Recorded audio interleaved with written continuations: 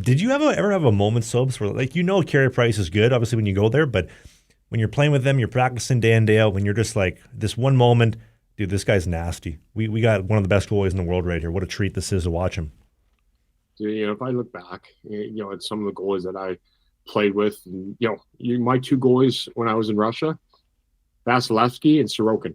No Whoa. way. Yeah, Wow. all right. Vasilevskiy was my starting goalie in UFA at 18. You know, basically, and then you got Sorokin that he was getting called up from the MJ or the VHL and playing games and lead, at 16. Wow. What were they So like? again, Vasilevsky's been the same size, just ridiculous. I've never seen anybody work as hard as he was. There 2 hours early, didn't drink, married his wife, stretching these retarded stretches, legs legs like this. A great human. Sorokin, great. Would it That be fair was to compare Vasilevsky just based on what you're saying to almost Khabib? God, my wife, training. That's it. and that was it. His goal was to make it. He married his wife during the Sochi Olympics. So, because he knew he was going to come to North America, and that was the only way she could come, with the visa situations, and look where he is. So, back to your original question, it was you get in awe of just watching them. You know how good they are, and getting out to play the puck. As a D-man, let's go back. Bennington this weekend. The Four Nations getting out and playing that puck. It was almost, I didn't care if you could stop the puck, just if you could stop the rim and give it to me so I didn't get my face blown up. That's when I loved you. Oh, how nice is that? He stops it behind the net. Doesn't matter how he does it. He sets it up 6 inches off the boards, depending on what hand shot you are, and you just make that quick first pass. He's back in the net. He's world. I mean, they're all world class. But go back to the day when we go back there, they blow us up from behind and put us 6 rows. That was the game. Now, obviously, not as much, but to know that I wasn't going to get blown up in the 6th room, I can go around and pick up that puck in my forehand. It saved a lot of dislocated shoulders, and I had enough concussions, so definitely 1 or 2 concussions. And Sorry. anybody can go into the scouting report and find out what the best parts of your game was. But in your mind, what was the best part of your game? So obviously in the NHL, I was always rated the ugliest and the slowest. So it was my anticipation, and that's part of my dyslexia is I kind of seeing a 3D image, right? With Tetris.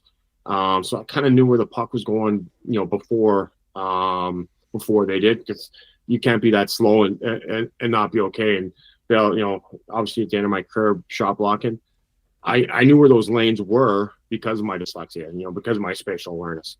So it was definitely my anticipation of where the puck was going to be before they put it there.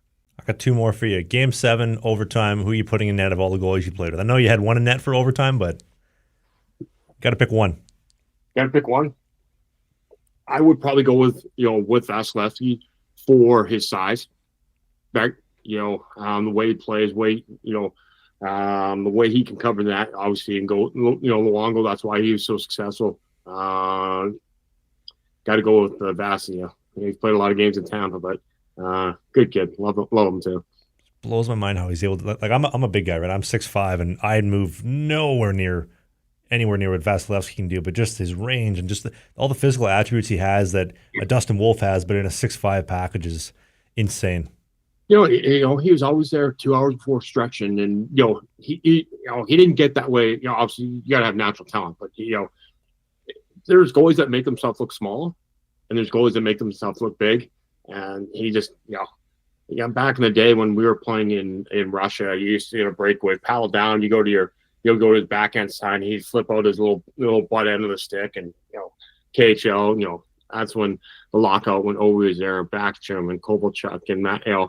He just picked them apart. So it was fun to watch. Wow. You get any PK Subban stories? That's the last one I got, Dave.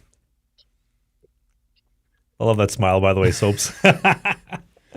PK was a beauty, right? It's we end up losing to Boston in Game 7. In OT, they went on to win. PK could play the game. If PK, and if PK kept that game more simple, he would have been so much better. he loved Montreal. He'll go behind the net, somebody chase him. He'd do his circle. He wanted to hear the crowd, and obviously he could shoot the puck. But a hell of a player. And I think, what do you have, a 8-year, $80 million deal he's living off of now? Mm-hmm. Yeah, I think he's okay. I think he can afford groceries. Inflation isn't hitting him too bad. Yeah, no, definitely. And he's in the U.S., so he's only taxed at like 42% rather than 52%. Yeah. Listen, we could do another hour on that. Okay, one more. Only that's visible. I'm a big tattoo guy. Give me quick stories on just the tattoos that we can see on you. Yeah, they're all 4 Gospels, Adam and Eve. God saved me. That's why I'm here. That's why I'm still here. So that's all that. Show them up. Show them up real quick. All right, it's front, both arms, chest, rosary, crossing the back, legs. Love it, man. Love it. Didn't have my first son 24. Told my kids, you can have a tattoo, but you can't have anything until you're 25. Because trust me, whatever you like as senior in high school or 19, 20, that Tweety bird in your chest, you're not going to like when you're 40. Bingo. Couldn't agree with you more, man. That's great advice to close on.